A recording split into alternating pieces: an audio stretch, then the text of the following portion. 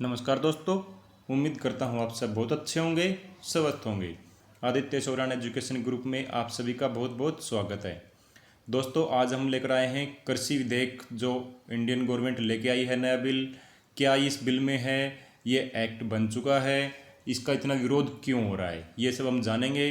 तो बने रहिए वीडियो के अंत तक हमारे साथ। मेरा नाम है आदित्य सोरान।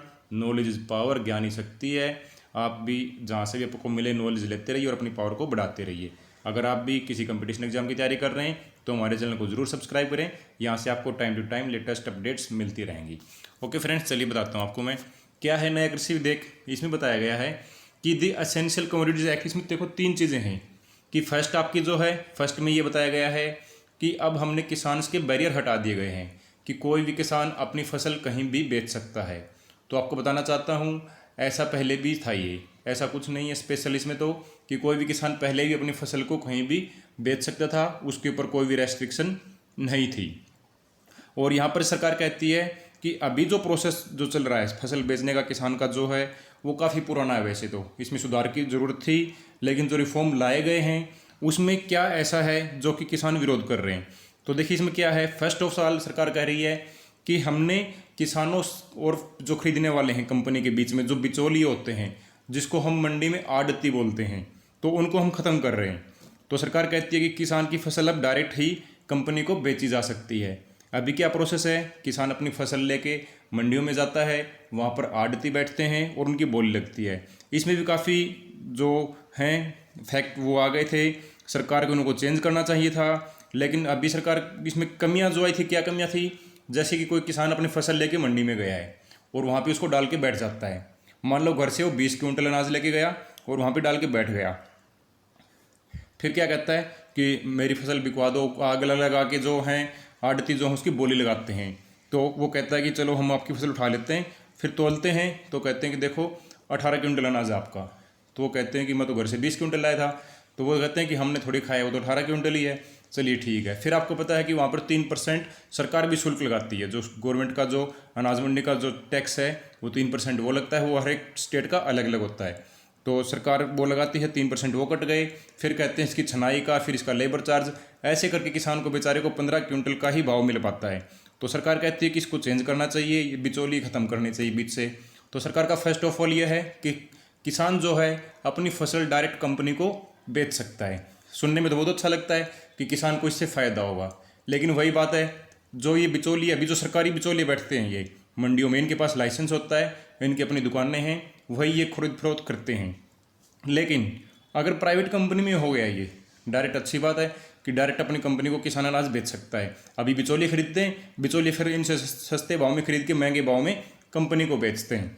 लेकिन अगर ये बिचौलिए, तब कुछ कोई किसान किसी कंपनी का मालिक तो जानता नहीं है, तो वहाँ पर भी ये बिचौलिए ऑटोमेटिक बन जाएंगे। अभी नहीं है लेकिन ऑटोमेटिक टाइम टू टाइम ये वहाँ पर भी बन जाएंगे, और वहाँ पर फिर सरकार का इनके ऊपर कोई भी रूल रेगुलेशन फॉलो नहीं होगा।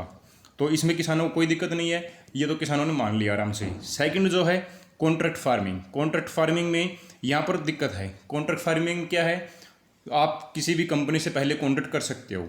जब आप फसलों की बिजाई होती है उस टाइम ये हो सकता है कि आपने कॉन्ट्रैक्ट कर लिया। उसमें क्या होता है कि कॉन्ट्रैक्ट में आपको बताया गया कि आपकी फसल जो है वो 2000 के भाव, 2000 पर क्विंटल आपको खरीदी जाएगी। तो वो आप फसल पकने के बाद चाहे जो भी भाव हो, आपको अपनी फसल 2000 के भाव ही बिकेगी, ठीक है। लेकिन अभी स्टार्टिंग में तो चलो भाव मिल जाएगा, लेकिन बाद में जो थर्ड पॉइंट में है वो बताऊंगा आपको मैं। एक एमएसपी, मिनिमम सपोर्टिंग प्राइस, जो सरकार देती है, इसमें ऐसा कुछ नहीं बताया गया कि आपकी जो फसल का मिनिमम प्राइस कुछ भी हो सकता है। तो मिनिमम जो सरकार देती है ये उससे भी नीचे हो सकता है। तो यहाँ पर दिक्कत है। अगर यहाँ पर कुछ प्रॉब्लम आती है, मान लो कोई इश्यू होता है इस फार्मर का कंपनी के साथ में, तो ये बताया गया है कि किसान यहाँ पर कोर्ट में नहीं जा सकता, वो सिर्फ अपने जो उसके एरिया का जो है एसडीएम, उसके पास ही जा सकता है। तो वहाँ पर वो कमेटी बिठाएगा एसडीएम ही, उसके थ्रू इसका फैसला होगा। तो स्टार्टिंग में तो हो सकता है कंपनी अच्छे प्राइस दे दे, लेकिन आपको पता है थर्ड में क्या किया गया है, एसेंशियल कमोडिटीज जो स्टोर करने के जो वेयर हाउस होते हैं, वो लिमिट होती थी पहले कि आप इतना ही अनाज जो स्टोर कर सकते हो, तो सरकार ने इसकी लिमिट हटा दी है। अब कोई भी कंपनी कितना भी अनाज स्टोर कर सकती है।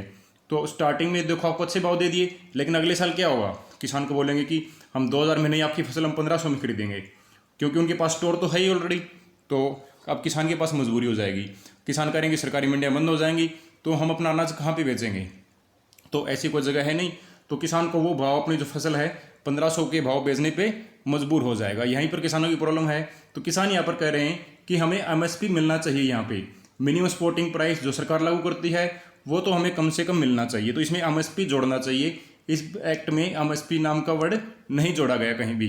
फिर क्या है, एक और फिर सरकार कहती है कि कोई भी किसान अगर यहाँ पर अच्छा भाव नहीं मिल रहा तो दूसरे स्टेट में जाके बेच सकता है। अब देखो, किस छोटे जो किसान हैं वो इतना अनाज अगर लेके दूसरे स्टेट में जाएंगे तो उनका ट्रांसपोर्ट का चार्ज इतना हो जाएगा, वहाँ पर उसको अगर थोड़ा भाव ज़्यादा मिल भी गया तो भी उसका कोई फ़ायदा नहीं होगा उसको। तो इसलिए किसानों की ज़्यादा यहाँ पर ये पक्ष में दिखाई नहीं दे रही है। तो सरकार के आंकड़ों के अकॉर्डिंग सिर्फ 6% यानी कि सिर्फ 6% किसान ही अपनी फसल को एमएसपी पे बेच पाते हैं। इसमें थोड़ी सुधार की गुंजाइश होनी चाहिए थी यहाँ पे कि सरकार ज़्यादा अपनी खरीद करे। सरकार कम खरीद करती है तो सिर्फ 6% किसानों की फसल ही एमएसपी पे बिक पाती है, और वो भी सिर्फ गेहूँ अनाज, जो गेहूँ आपके जो हैं खाने के जो अनाज हैं, गेहूँ है, चावल है, सिर्फ वही बिक पाते हैं। तो आप सभी भी जानते होंगे एमएसपी फिलहाल जो फसलें बिक रही हैं, धान है, मक्का है, उसका एमएसपी क्या है और मार्केट में क्या बिक रही है, बहुत डिफरेंस होता है इसमें। कभी भी कोई फसल मुश्किल से ही एमएसपी पे बिक पाती है। तो दोस्तों यही सब इस एक्ट में है। इसका विरोध इसलिए हो रहा है, किसान कह रहे हैं कि इसमें एमएसपी जोड़ा जाए, लेकिन ऐसा जोड़ा नहीं गया कुछ भी। तो सरकार कह रही है इससे किसानों को बहुत फ़ायदा होगा, और आपकी फसल आप बेचोगे तो यहाँ पर आपको बहुत सारी चीज़ें मिलेंगी। लेकिन आपने कॉन्ट्रैक्ट फार्मिंग करते हो तो आप स्टार्टिंग में ही अपना रेट ले सकते हो कि हम इस रेट में बेचनी है। कोई कंपनी है स्टार्टिंग में आपको अच्छा रेट दे देगी, लेकिन बाद में बोलेगी हमारे पास तो स्टोरेज है, फुल है, किसी अदर स्टेट में इसको कम भाव में मिल रही है, तो उसमें खरीदेगी, तो स्टेट से यहाँ पर फिर आपसे दिक्कत हो जाएगी। वो सरकार कह रही है कि बिचौलिए ही ख़त्म कर देंगे, लेकिन वही बात, कोई कंपनी का मालिक सभी किसानों को थोड़ी जानता है। बिचौलिए तो वहाँ पर भी ऑटोमेटिक हर जगह ही बन जाते हैं, बिचौलिए तो हर जगह ही हो जाएंगे। अभी नहीं है, प्राइवेट का सिस्टम में भी अगर ये सारे बिचौलिए प्राइवेट सिस्टम में चले जाएंगे उसके बाद में। तो यही था इस सब में। उम्मीद करता हूँ आपको बहुत कुछ जानने को मिला होगा। पढ़ते रहिए, बढ़ते रहिए, खुश रहिए। God bless you all.